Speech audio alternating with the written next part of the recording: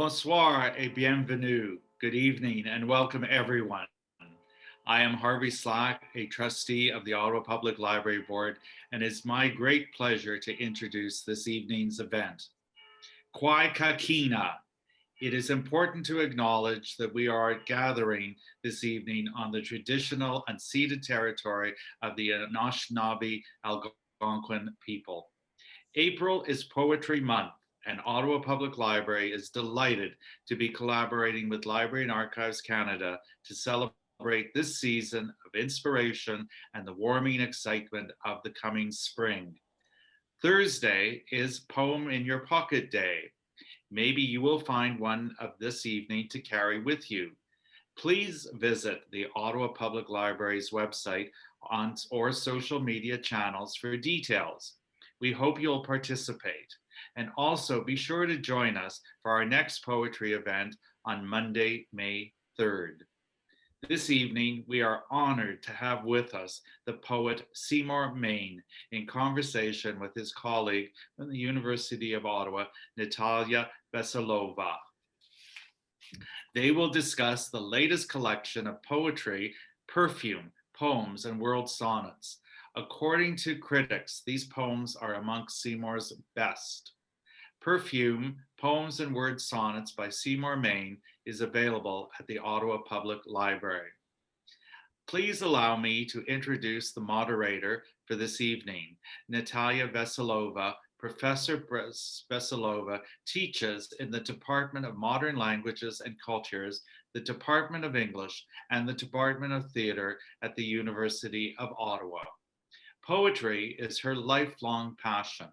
Her doctoral dissertation was dedicated to Leonard Cohen's Philosophy of Time. She has also published on other Canadian and international authors. Thank you to everyone here this evening. Enjoy. Merci tout le monde. And over to you, Natalia. Hello, bonjour. Thank you for your kind introduction, Harvey. Welcome everyone to our event tonight, to our online meeting. It's a pity that we can't see each other for real. Seymour and I had been hoping for many months that we would all be able to congregate in person, that we would be able to look each other into the eyes. But unfortunately, the situation is what it is. And well, let's do what we can do. I've known Seymour for so many years that I don't know what I should choose to say, or what shall I tell you about him. When I came here as a visiting professor from Russia for the first time in Canada 20 years ago, Seymour was one of the first people, one of the first colleagues I met. And he was so welcoming, so warm, so collegial, so helpful that I believe it would be safe to say that apart from my husband, who is Canadian, Seymour is the other reason for me to stay in Canada. But that was a personal note. Speaking more seriously, Seymour is our treasure that we have here in Ottawa. He is a poet. He's been professor of the University of Ottawa at the Department of English for many, many years, and raised generations and generations of students. Seymour started publishing his poetry a long time ago when he still lived in his native Montreal. The first book came out, the first book of poetry, Tiptoeing on the Mount, came out in 1965 in the McGill Poetry Series. And since Harvey mentioned my interest in Leonard Cohen, I can't help saying that it's the same poetry series that published the first book by Leonard Cohen. Seymour, forgive me for mentioning another poet while speaking about you. In total, Seymour published at least 70 books, 70, imagine, of different genres. That would be poems, essays, book chapters, and whatnot. The book we are launching tonight, Perfume, is as far as I could count, Seymour's 14th book of poetry. Seymour will tell us if I'm right. It's his 14th book of poetry, not counting numerous translations. Seymour's works were translated into I don't know how many languages. I'm sure that, I know for sure that his books were translated into French, of course, into Portuguese, into Hebrew, into Spanish, into German, into Polish, and also into Russian.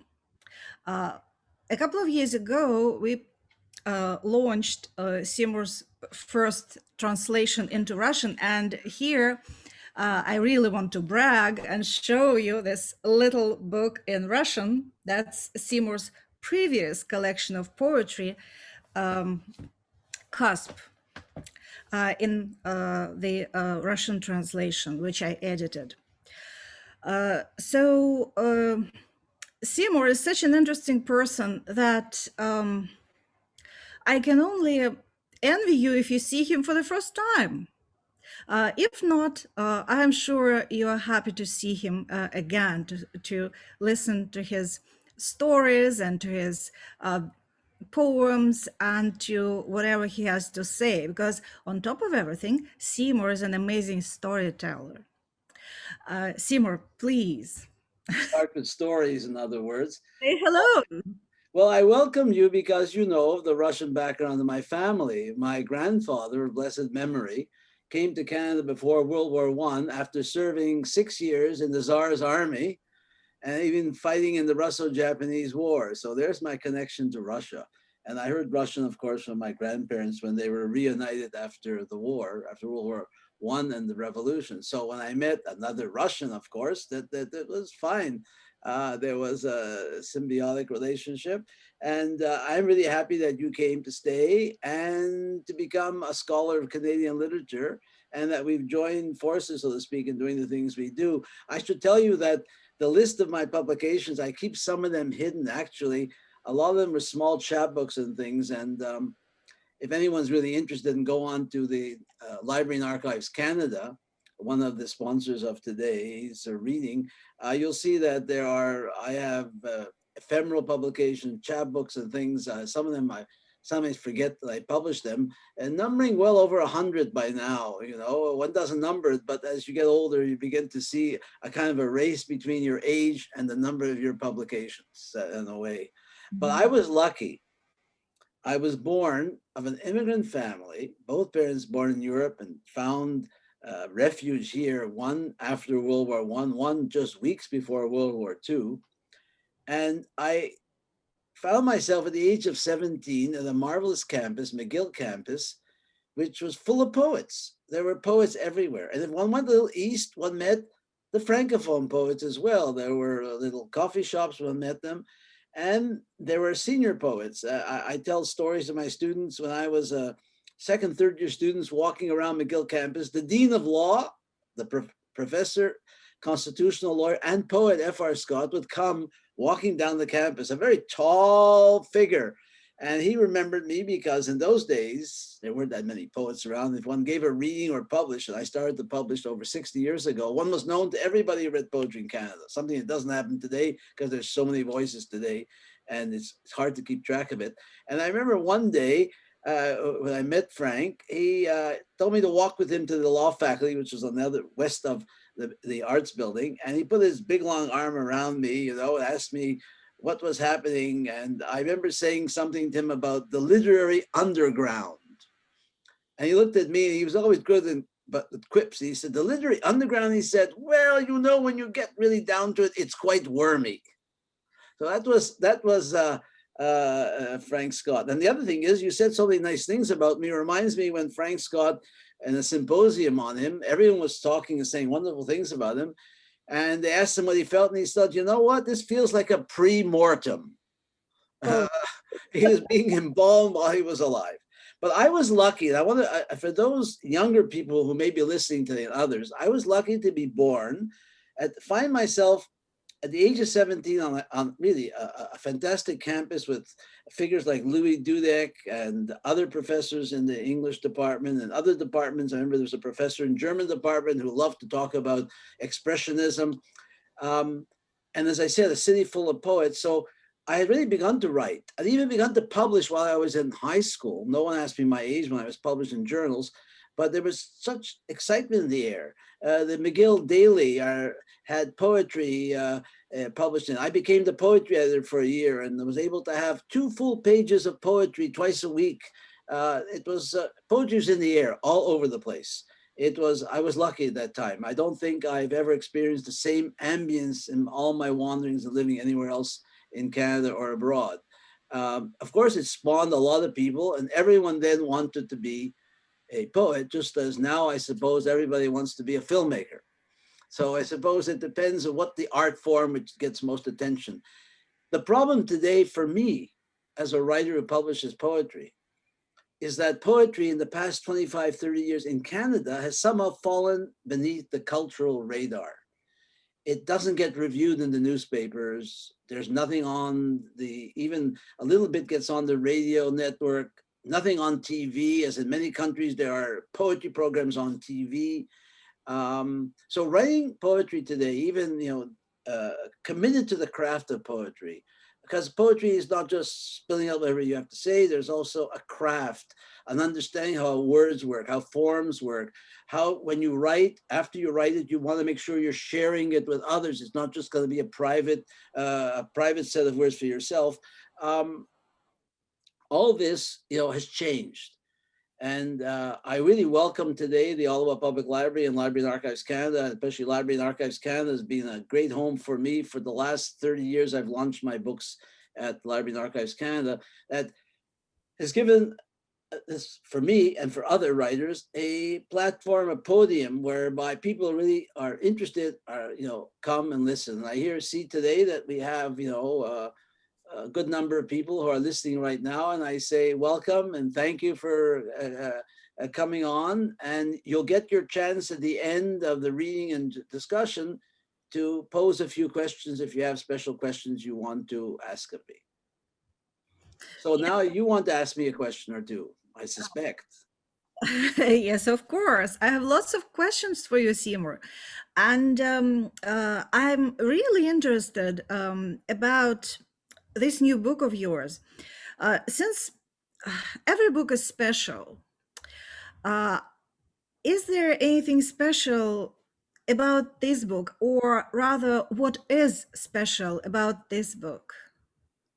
For me, well, when you're writing for as many decades as I have, I mean, you're all, as a writer, and I think it happens in any art form, you're really worried that you're going to run out of steam.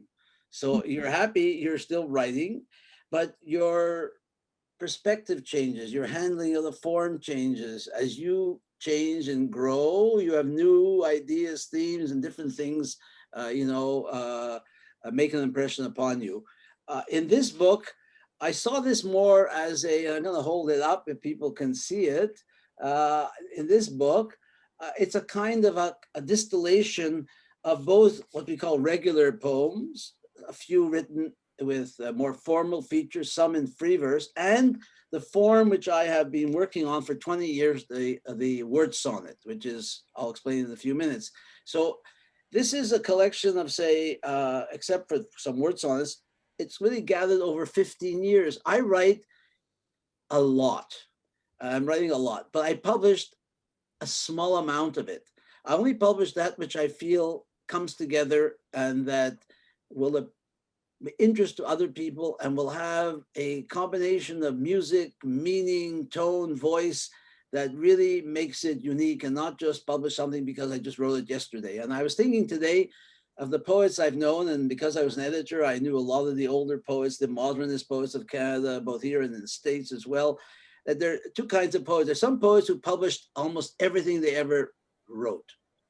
I'd say in Canada, there was, say, Irving Layton. In the United States, there's Allen Ginsberg. I don't think there's anything in their collection that they didn't publish.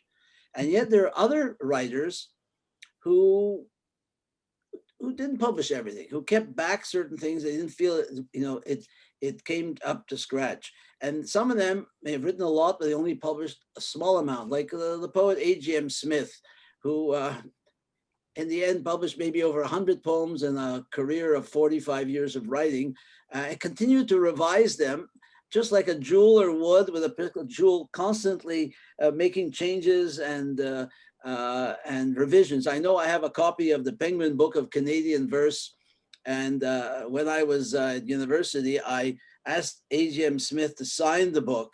He opened up at his page, his name, he signed it, and then he went ahead and made 3 changes to the poems. Even though they were in the anthology, he already was revising them in the Penguin Book of Canadian Verse. It reminds me of the great French painter Bonnard, who was known to do all kinds of crazy things. And one day he brought his assistant with him, and he had a big coat. And inside his coat, he had all his paints and brushes. And he went into the Louvre. That's, I think, as the anecdote. He went to the Louvre, and he had the assistant distract the guard. And while the guard was distracted by the assistant, Bonnard went over to the painting in the Louvre, pulled out his brushes, and made some changes and corrections and revisions to his painting. So there are some people who you can't really stop them from doing revisions. And the great James Joyce, I think, is the first. When Ulysses was published by Shakespeare and Company in Paris, I think she had to pull the proofs away from him, because he was rewriting it as she was pulling it away from him, because he was never satisfied with what he has. Well, let's say in this book, I'm satisfied with the poems as they are, and I'm glad a few of my friends, poet friends in the United States, one of them wrote me, he said to me, he sent me a wonderful compliment, and I don't want to sound as if I'm a pedestal, but he wrote me, he said, there's not a word I could change in any of your poems. I read the book and I said, it's amazing. There's not a word I would change. And I thought that was the highest praise that I wanted to hear. On the other hand, there's some writers who don't care about that. They like the spontaneous flow of language and of speech, and there are different kinds of poets, different kinds of poetics, different kinds of writings. So, so that's what makes this book unique. And in the middle of the book, the main section in the middle is the word sonnet. And I'll be reading some of them soon. The word sonnet is a short form that was experimented by Rimbaud. He did one version, one or two others, but it was really the Irish poet Augustus Young who in 1999 sponsored a contest through Maynard Press and suggested to people, to writers, write me a poem in which you would have 14 lines with 1 word per line. He had come to that conclusion by doing some analysis, I think, of the average number of words in an English sentence, I think, in some of Churchill's writings. So I picked up on it. I didn't win the contest, but I loved the form, the concision, the ability to write something very focused, to also at the same time have it work metaphorically while it also has a literal meaning. I also changed the form from what the British word sonneteers were doing, introducing humor, irony, and satire into the form. And once I began to write these poems in 14 words, I found that I could not get out of that kind of sentence structure or poem structure. And I kept on writing more and more, and I published a number of books of them. And in the middle, there's a sequence of them, because as I write them, quite often they connect one to the other. I may write one in January and the next one in February, and maybe the next one a week later, and then one in May, but actually they're coming out of the same imagination, the same psyche, the same practice, and they connect together. And each one of my books of word sonnets are broken down into sequences, and the sequences are as if they were longer poems, each poem separate, but all connecting together. Thank you, Seymour. And could you please give us a sample of your poetry? That's what we gathered here for. We want to hear your work. Okay. Can we get there we are. We have it on the screen. And you'll just give me a moment here, do a little technical stuff here. I have to exit the full screen and close this up here. So there's a lovely cover of the book done by Sebastian Fry, because quite a number of my word sonnets really are drawn from a response to the environment around me. In Canada, none of us can escape the environment. We can't escape the seasons. We can't escape the snow. We can't escape the summer. We can't escape nature in any way possible. And especially in Ottawa, which is a marvelous city at the confluence of a couple of rivers. And with that very strong Arctic wind that Archibald Lampin spoke, was a great elixir for the imagination. Of course, you've got to get dressed in 5 layers to be able to put up with it. So we're going to start with the poem, but I'll tell you what we're going to do. We're going to go to the beginning of I'm going to skip 2 poems and go to the first poem in the sequence, which is the central part of this book. So that's it, Tongue. And this series of 31 word sonnets, which is a central part of this book, is called Pilot Light. And I'll get to that poem that gave it the title a little further on. And in some of these poems, you'll notice there's a bit of play of irony and humor, and sometimes the poem, while it's playing with irony and humor, is dealing with some very serious themes that obviously preoccupy me, especially mortality, aging, and death. And death, of course, stalks everywhere these days for all of us, as we know. It's no longer just age, it's everyone that's facing it as we stand up to this very wily and virulent virus that's taking hold of the world. So here I will read a few of these, and you'll see how these poems work. Sometimes the word sonnets are almost monosyllabic. Every word is a 1-syllable word. Sometimes it's multisyllabic. There's no real rule for whatever way you write.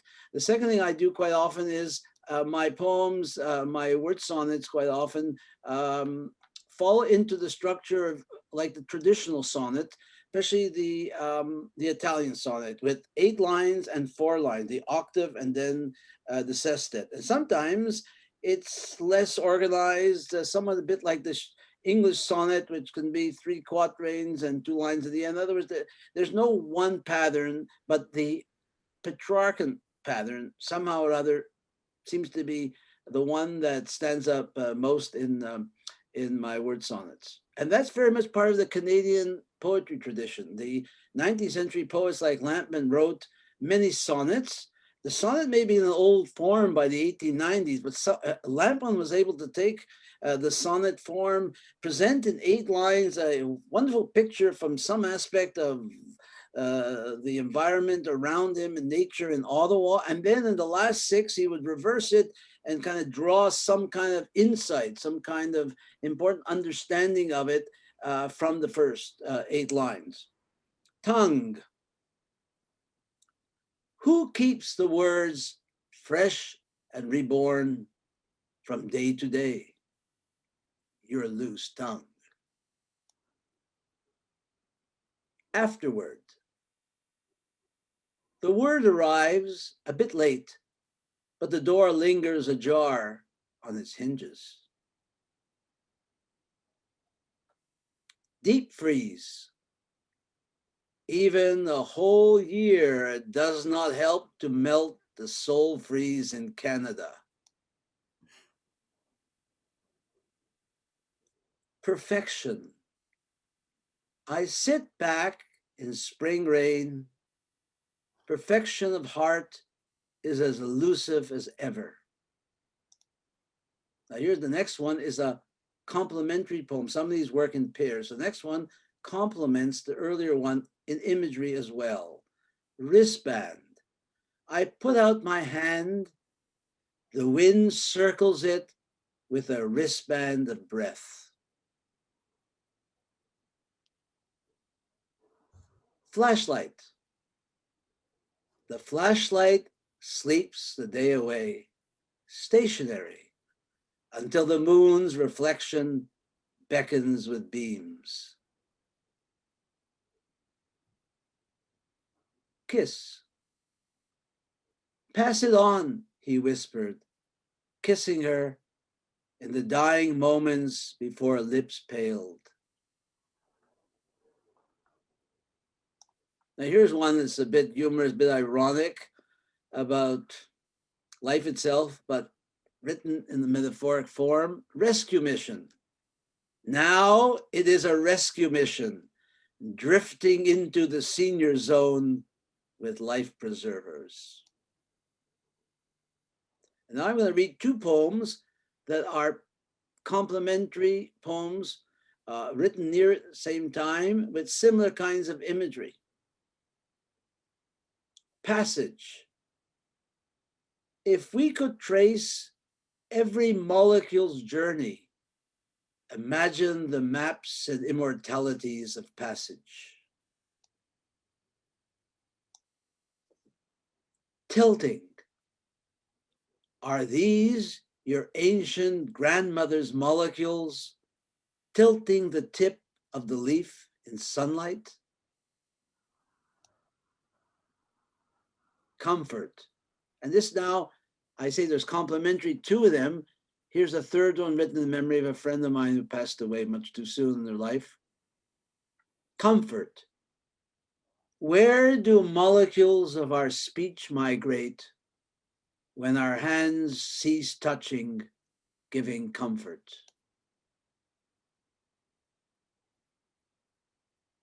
So the next poem is a standalone. Syllable. The Big Bang was a syllable that alliterated itself into nuclear syntax and sound. And now I have another two complementary poems. No one. No one told us really what to expect. Not teachers, nor leaders, nor grandmother. Endgame. Grandmother kept it all to herself, even while sifting the buckwheat flour for hotcakes.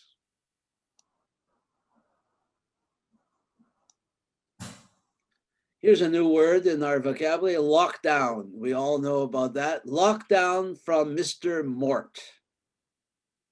He's on the street.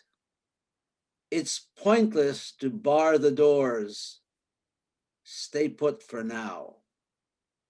I wrote this before the pandemic hit. Winter squirrely. When in doubt, stay in. The fox may be about, so save your skin.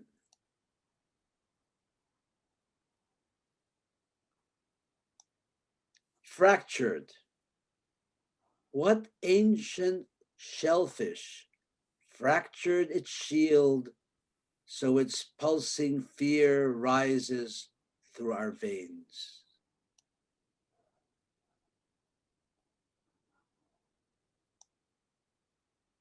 Sweet servants. The hard-working bee is God's little servant, making sweetness to unsour the world. And here's the title poem of the section. Yes, I say pilot light. When I was young, we had a gas stove. When I grew up in the Mile End working class neighborhood of Montreal, there must have been gas along the streets. And I remember there was always the little pilot light, and it would upset my mother if the light sometimes went off by itself. So one had to bring the pilot light back on. One had to turn on the gas and back. I remember hold out the match and hope one didn't blow up the house. Pilot light. Of course, I'm not just talking about the pilot light on the stove. I'm talking about the pilot light that burns in all of us. We always knew there was ample gas for the stove and steadfast pilot light. Anchor, the sound a book makes when it tumbles over, the anchor of a voice. So I've taken this as selections from the central part of the book. And I want to read one more before we chat a little bit more. A poem written to a friend of mine who passed away a few years ago, a beloved professor at Ryerson University and a dear, dear friend of mine, Adam Furstenberg.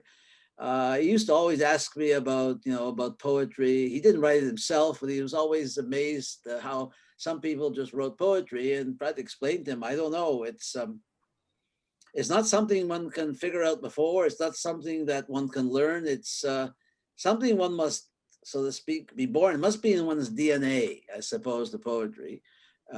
In my writings, I think I have the DNA for poetry and short stories. And people always ask, "Why did you write a novel?" I told them, "No, I checked my DNA. I don't have the DNA in there. I don't have the gene for the novel, unfortunately. Had I been given the gene for the novel, I would have written a novel." In reply, it's like love. It doesn't just happen because you want it to. You can wait a month, a season, years, and suddenly words are rushing out to greet you.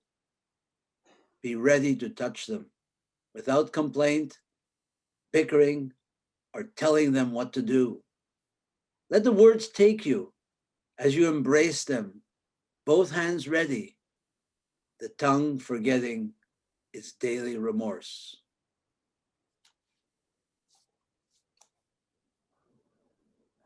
Thank you, Seymour.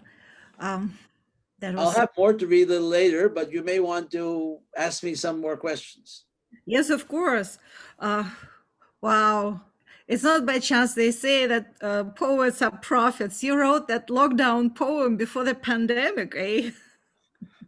Yes, sometimes I worry about what I write because I'm worried about discovering something that I don't want to know that's deep inside me. And of course, the thing that always amazes one sometimes is some poets have written poems about their own, about some of the darkest things happening in their own lives. I can think, for me, the great example, the one that stood up and has been part of my literary and real life since I discovered him when I was 12, 13 years old, is the great Montreal poet A.M. Klein, who wrote the poem Portrait of the Poet as Landscape in when he was in his 30s. But in it, there was a prophecy of, unfortunately, his later nervous breakdown and silence. It was all built into that poem. And I remember asking P.K. Page, one of his friends in those years, saying, did anyone sense in that poem that this was going to be a prophetic poem? He said, no, we just thought it's a poem about, the terrible problems or the condition of the artist in 20th century Canada or 20th century West, the things that poets and writers face, and what Klein felt was the real dilemmas of a writer in the public sphere. No one thought it being a very personal poem. But when we look back at his life now, we know what happened, how his career ended in his 40s. He lived on for 20 years as a recluse. He was absolutely brilliant, one of the most, if not the most brilliant poet in English in Canada. It's eerie when you go back to read the poem and you read it in light of the life. So you have to be careful. So I know there must be some poets who perhaps don't go ahead and read what's in their poems. The great Arthur Rimbaud, he wrote and finished writing all his poetry by the age of 19. And I don't think he went back to read what was presaged in his own work about his later life. Yeah, well, just like I said, Seymour is full of stories. Thank you for reading your poems, Seymour, and I hope everyone was able to notice how elaborate this form is, this form of a word sonnet is, it seems very simple, very elementary. 14 words written one under another, but it should be filled with something deep, and it requires craft. It requires a poet's craft to put those 14 words in their only unique right order. I want to remind everyone that at the end of this event, we will reserve 10 minutes for questions. Seymour would be glad to answer your questions. So please put your questions either in the chat or in the Q&A, and we will follow them, and Seymour will respond to those questions. I hope I'm not stealing anyone's questions when I want to ask. But can I interrupt you? Yes. Okay, I'll interrupt you.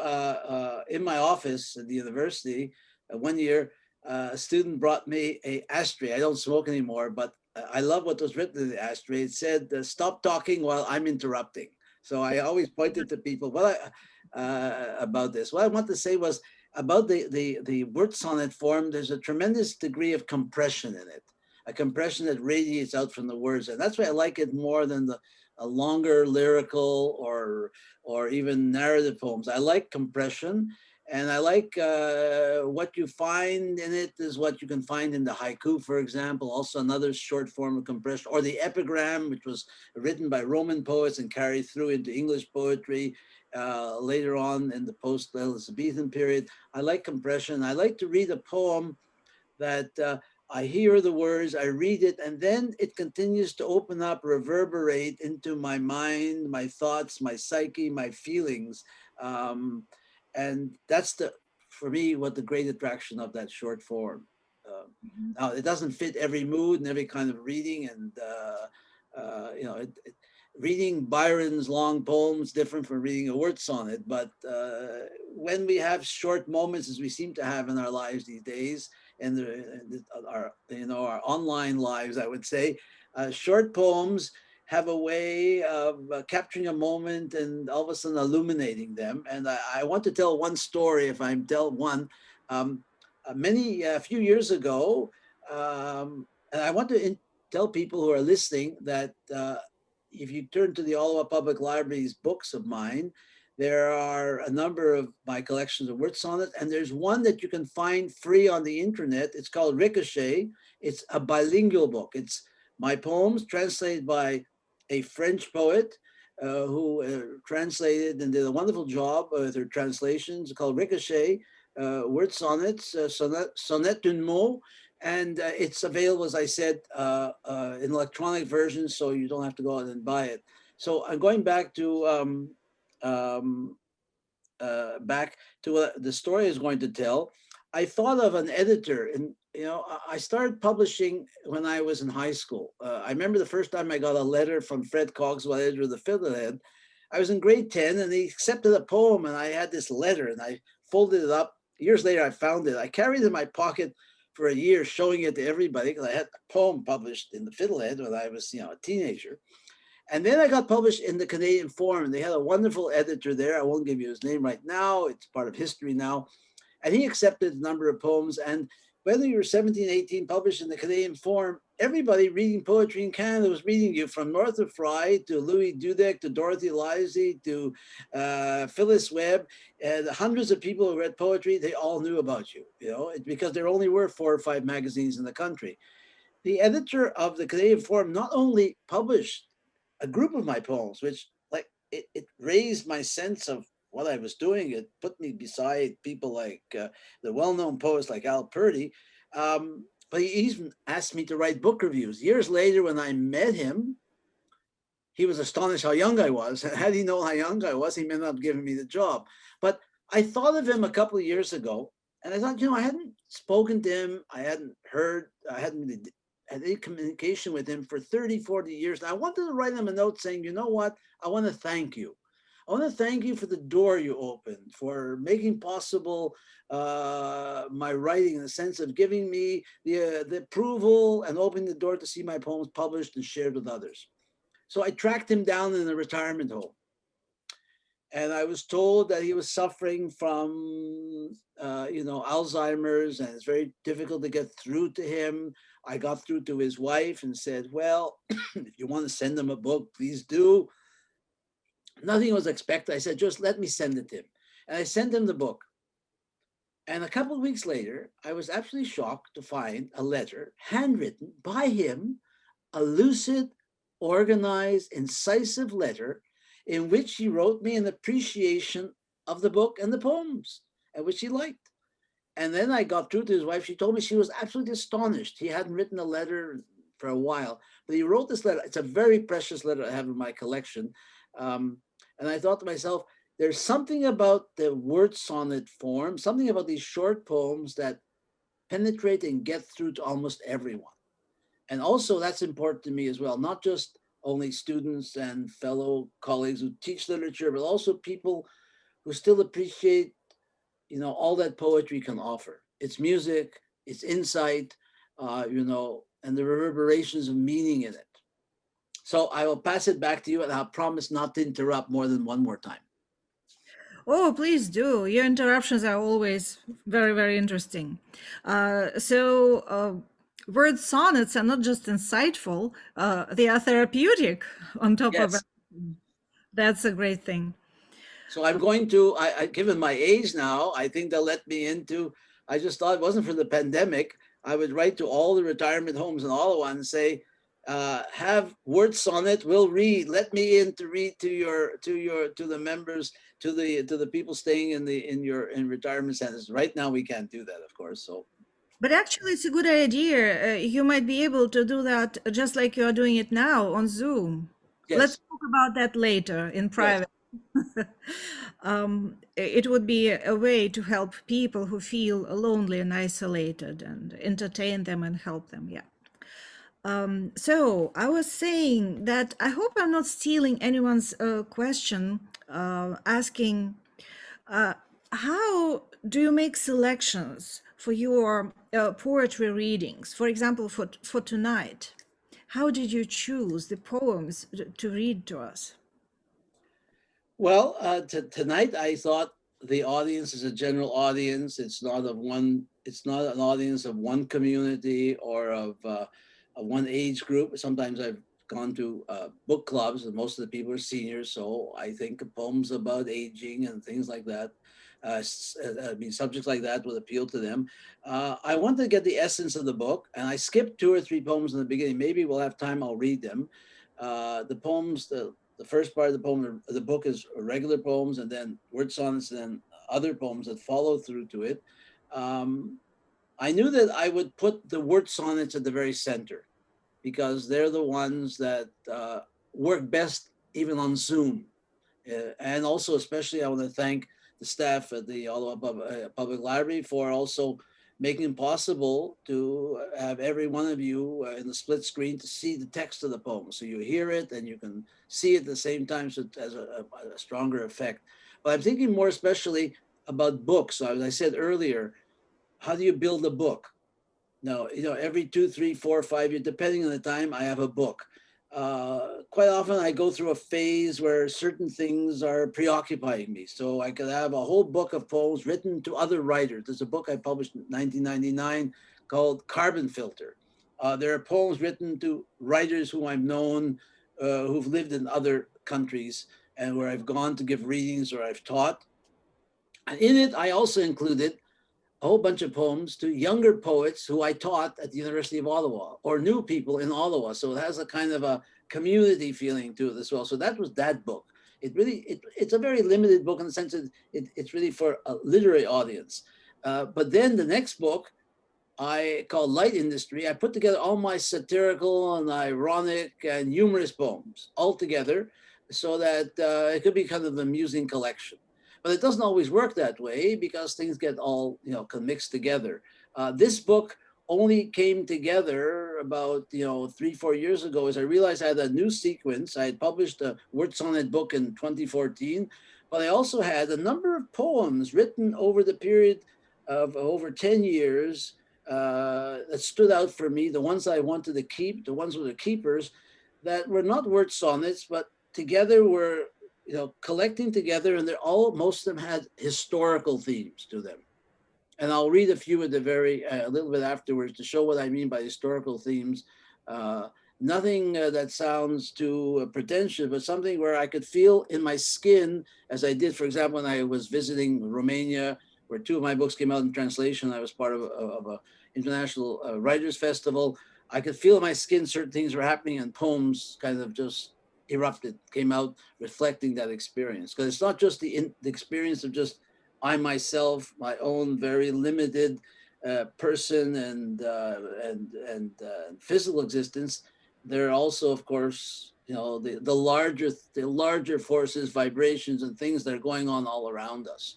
And some or other, they filtered their way into the work, and I'm going to read that afterwards. So I chose the word sonnets, but I also want to read, before we have enough time, may read 2 or 3 of the historical poems to explain what I mean by historical poems. Oh, please do. So you think I should go at it now, read it now? Yes, I don't see why not. We need some help with the poems on Yes, screen. we're going to go back on. Yeah, and now we're going to go all the way down to page where we left off, right? So the next poem is Nothing, which is not historical, but I want to put this poem in. It's actually the last poem in the book, and it's really written to the reader in a way, to the other. We all need an other, and if you're a writer, you definitely need your ideal readers. Nothing. Wind has died down. The moon is on its foregone way to another month. Snow freezes deeper into midnight glimmer. Without you, I have nothing. And it can also be a love poem. So now I'm going to read you 2 poems written some years ago, not that many, when I was in Romania for the launching of 2 of my books in Romanian, a book of word sonnets, beautifully translated by Margento, the Romanian poet, and then a book of my short stories, translated by his wife, Raluca, my short stories. And when I was in Romania, and I heard a lot about Romania because part of my family is Romanian. There's the Romanian at the weddings. There was the kind of the Romanian contingent, and there were the Ukrainian, Russian contingent, and then there were the Polish contingent, right? And even though some of them were born in Canada, or they'd been in Canada for at least 20 to 50 years, they still carried with them the various, how shall I call it, national rivalries that came from Eastern Europe. But I was staying at a little hotel, and I came by a walled-in old Jewish cemetery. So I found out by reading it that it's open certain hours, and I went in one morning when it was there, and a man let me in. We tried to converse. We never found a common language. I said, I want to walk around. And what I saw there, which absolutely astonished me in the beginning, whereas a whole ring of graves with pictures of them, of people, of Jewish Romanians who were murdered in the first pogrom before the German occupation of Romania in 1941 in the city of Iasi. And it really startled me. And it startled me because I began to read, I was reading the European newspapers. I began to read and sense that in Eastern Europe and in Europe itself, the rise of the old right, the rise of racism again, it was, I could just feel its ruffle everywhere. So these poems, the next 2 poems just came out of it. From underground.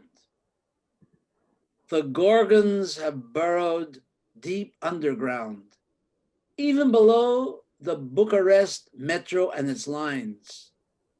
Every generation or 2, They rise out of Transylvania, Moldava, with a craving and a deep bloodlust. Then love is mauled. Then the stranger in your kin's midst is pillaged and savaged. The icons tremble. They count their beads. They know this bloodlust will turn on them too. They make their signs of the cross, and Jesus, with his forelocks, whimpers in hiding. And the next one, to my two translators, generations. One generation enjoys the earth with its bounties, and the next is full of ancient rage against the neighbors, against the soothing cross, against the quiet of fearful mortality.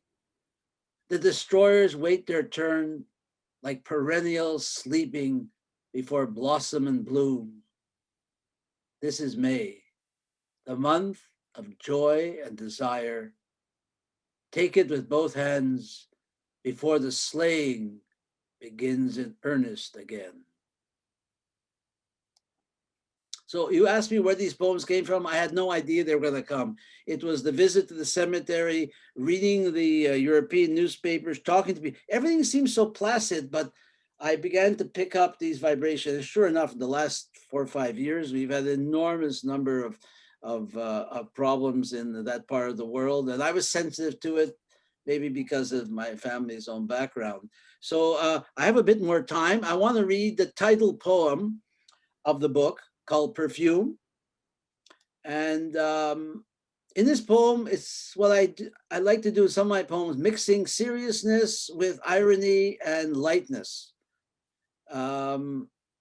Seriousness, lightness, so that there's both a bit of humor, but there's a kind of a stronger theme and I wouldn't say message so much, a stronger theme or a statement coming out from below. So we're going to move on to the next poem called Perfume. It should be the next poem. There it is. It's the title poem. And it starts off, very conversational. Let's lobby God. I mean, I don't know on Parliament Hill if that's what the politicians would say to each other. Let's lobby God, But I started with humor and end with something more serious. Let's lobby God. Keep the angels out of it and their union leaders. Don't let the devils out of the basement. Just find out God's working hours and confront the divine on her way home. Enough with destruction, war, and suffering. Let the world continue to flower all year long, and let death be only the perfume that dispels vanity and disease power. Back to you. Thank you, Seymour. That was beautiful. It has always been fascinating to me. I have always found it fascinating how poems within a book speak to each other, how they are not separate pieces, but a body, a unit. That's well nicely put. I think that when I'm not holding the book, I'm convinced the poems are talking to one another. As long as they don't gang up on me, that's all I have to worry about, because there are more of them than me. Don't worry, they won't. Okay, we don't have a lot of time left, and we have some questions. How do we do that? Shall I read the questions? Or, yeah, I think I'll do that. The first question is, do you actually write the 14 words one under the other, or do you prefer writing them as one sentence? But I think you have already responded to that without being asked. Yeah, I do generally write them one under the other. I don't write them as one long sentence and then chop it up into all the words. I write them down with four. They usually, if I could show you, do I have a notebook here? I could hold up a notebook here, a little notebook I write in. You can see how the words are one under the other. This is the earlier version. I kept this around because one of the librarians said, oh, we want to show people the form. These will all be in the archive soon again, but that's how they're written, one under the other. I don't write it lengthways. Now, sometimes, of course, the poem can be a little bit could go to, it happens when you find yourself with 15 words. Well, then you got to go back and work a little bit with it. And sometimes it may come out with 13 words. My first French translator, the late Pierre de Rousseau, he struggled terribly with my word sonnets. He just translated, he said, listen, I'm going to translate them as slim poem, one word and the other, but they may come out at 16, 15, 14. I said, go ahead. But the next translator, and the book is Ricochet, you can find it in the library, Sabine Yun, every single poem is in English, it's translated from English to French, is 14, exactly 14 words. And she worked really hard to get it with the same concision. And I say the discipline and the limitations become, not just limitation, become great possibilities too, what you can do with a limited number of words. This question goes very well with the other question, with the next question.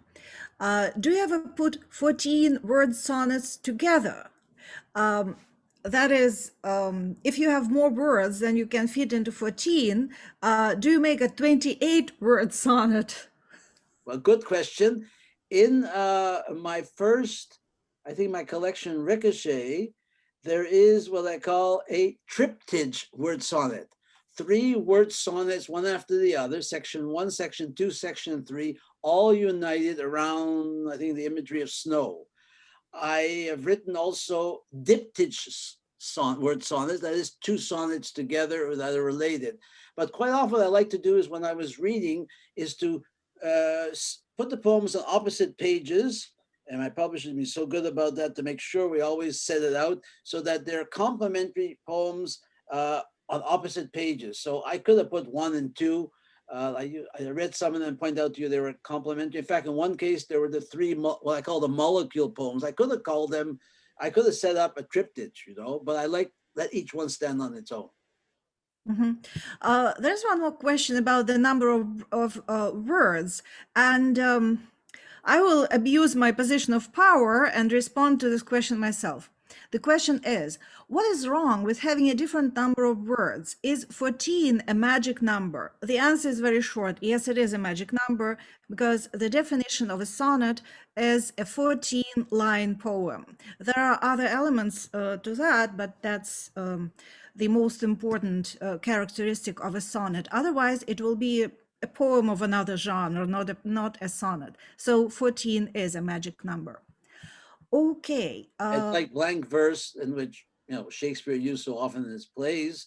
A blank verse is a certain number of accented, unaccented syllables to make the line, which gives it its kind of its rhythmic wholeness as you read through. And of course, in ancient Rome and in Greece, they didn't rhyme poetry, but they defined what defined the poems were the meter, how many accented and unaccented syllables to make the line, and it gave it the definition of sound as well as imposed its way on the meaning of it at the same time.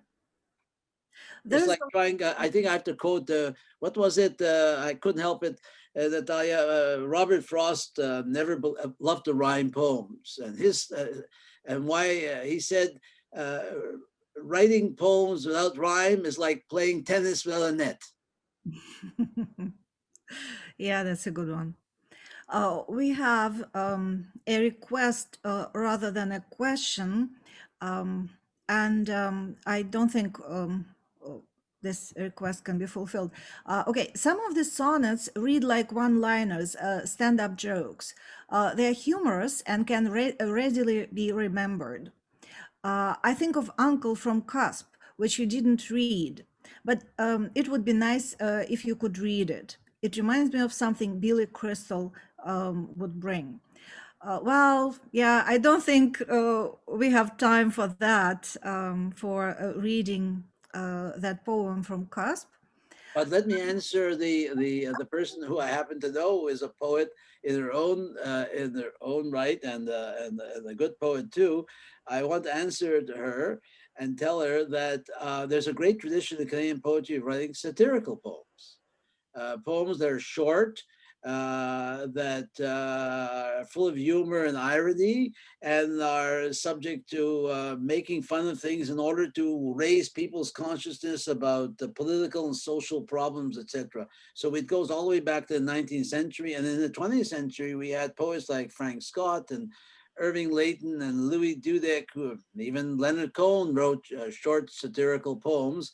And sometimes they had a certain jocularity to it as well. And I do know that a certain number of poems, yes, I don't know if Billy Crystal's the person I was trying to copy, the American comic, but I did want to, this is what I did with the word sonnet. It was, the British poets were almost writing about the English countryside in the 1990s, but I wanted to make it a form which could also be used for satire and also with humor.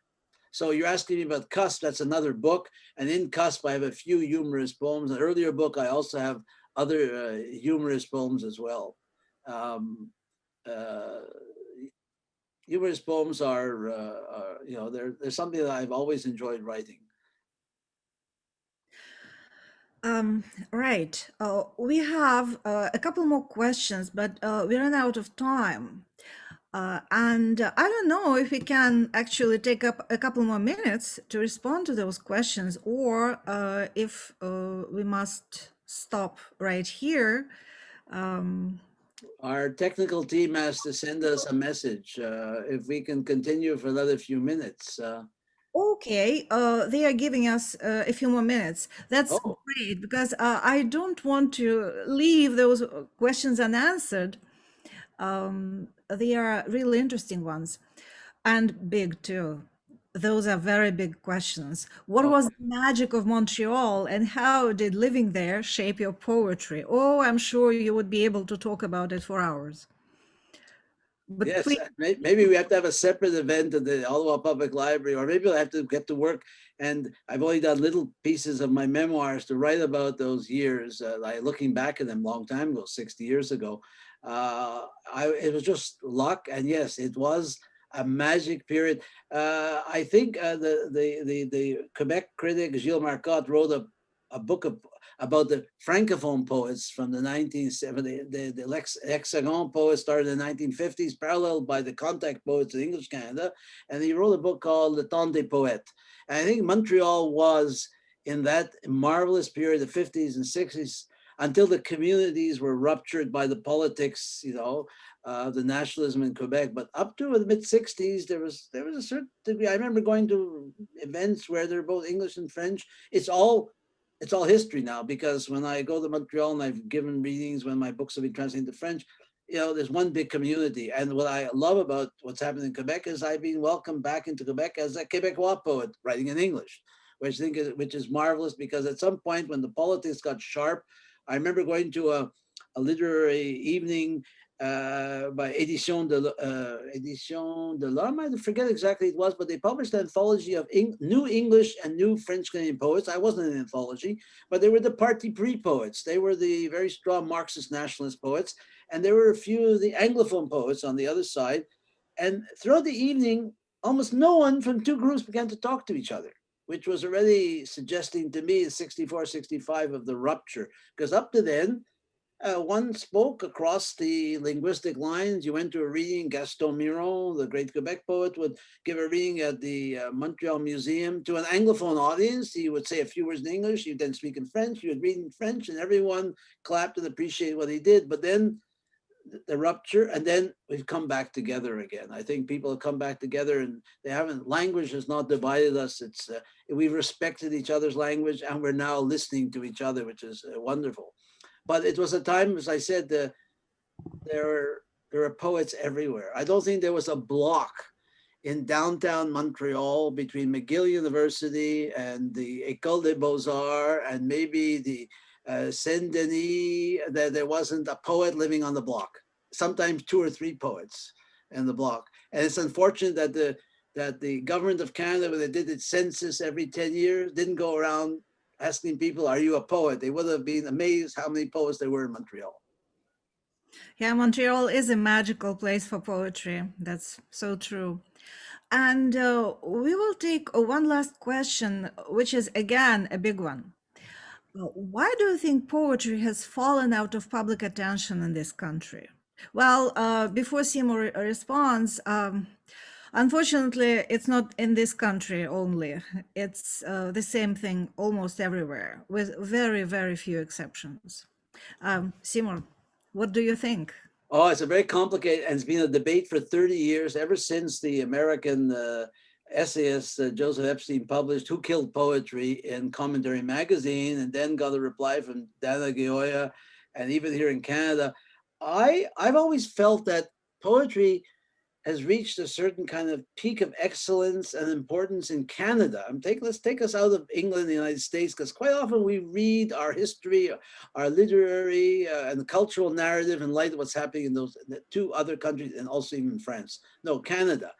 And when we've had a kind of a national period of crisis, a national period when we had to define ourselves, we've had excellent poetry. The generation born just before Confederation, by the time they were in their 20s and 30s, Lampman and his group, they began to write, because Canada was then coming into its own in the 1890s and the turn of the century. The next period was after World War I. The country went into a phase of self-discovery. We had a lot of poetry in the 30s as well. And then World War II was really important. It was a cause that everyone joined in. The fact that fascism and Nazism had to be defeated, it gave everyone a stronger sense of how important it is of what we understand about ourselves, what we believe. And so poets came in there and wrote about those very experiences, all the way till, I'd say, the centennial year. And then we had the crisis of English and French Canada, and the political and social crisis, which led to poetry and a rediscovery of what was going on in Canada, and also the forgotten voices, the voices of immigrants, the voices of Indigenous writers in Canada. We then rediscovered it right into the turn of this, just into the 21st century. And I think we're in a period now, I don't know what will remain. There's a lot of people writing, but at this period of time, there's that enormous pressure of definition, understanding of ourselves in Canada. And the only thing is right now is the pandemic has interrupted it. It's interrupted, and I don't know what effect it's had. It shifted things altogether. But now, in the past, say from the 1980s on, which is really, and we haven't yet, I don't think we've produced the anthologies yet to define the period.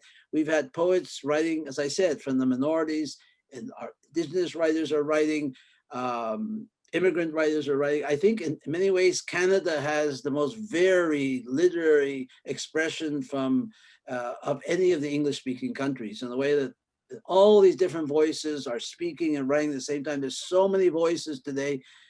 It's hard sometimes to set, to kind of categorize, set it together. And I say, thank God I'm not going to be the literary scholar in 20, 30 years to take this enormous kind of renaissance and development and try to figure it all out and pick what is best. And what is best, of course, is going to be what is going to endure. And what is going to endure is one that's going to continue to speak to people later on. Whatever people wrote 30 years ago will have to be able to speak to people 60 years from now. And which of these they are, it's going to be up to the poets and the anthologists and the teachers and the public itself. It's going to decide which works we're going to carry forward. And then we're going to perhaps rediscover forgotten writers who, for some period, for example, in the last 10 to 15 years, the end of postmodernism, a lot of the modernist writers in Canada have been kind of forgotten. Well, they may be rediscovered, because I'm sure that in their excellence, they have something to give us today. We go through a period, a cultural, social period, and we somehow become deaf to some things, but very sensitive to others. And then the next generation comes and they pick up what wasn't picked up. And that's the dynamic of cultural history and development. Yeah, I agree. The situation is not hopeless. The world is changing, literature is changing, the readership is changing, but still there is poetry and still there is literature. And I wish that poets would be able to go on radio more often, even on television. I don't see why we don't have a national poetry program on our national network, the CBC. Who watches television now? Well, I don't know. They don't watch. We have Zoom, so you have to do it through Zoom, which is what we're doing right now. That's what we are doing. And what we unfortunately are finished doing? I want to interrupt one more thing. You see the word Zoom. If you read it backwards, it says muse. Oh. So Zoom is the place for the muse now. Excellent, excellent. And on that note, I'd like to thank you, Seymour, for your insightful thoughts and for your reading, for your poetry. And I'm sure the audience is as grateful for all of that as I am. So thank you, our precious audience who found time for poetry tonight and stayed with us. And thank you, our dear hosts and organizers, Ottawa Public Library, who made this event happen. I guess it's time to say goodbye. And I want to say thank you to you, Natalia, for coming along this short little journey with me. And I hope we will do this again.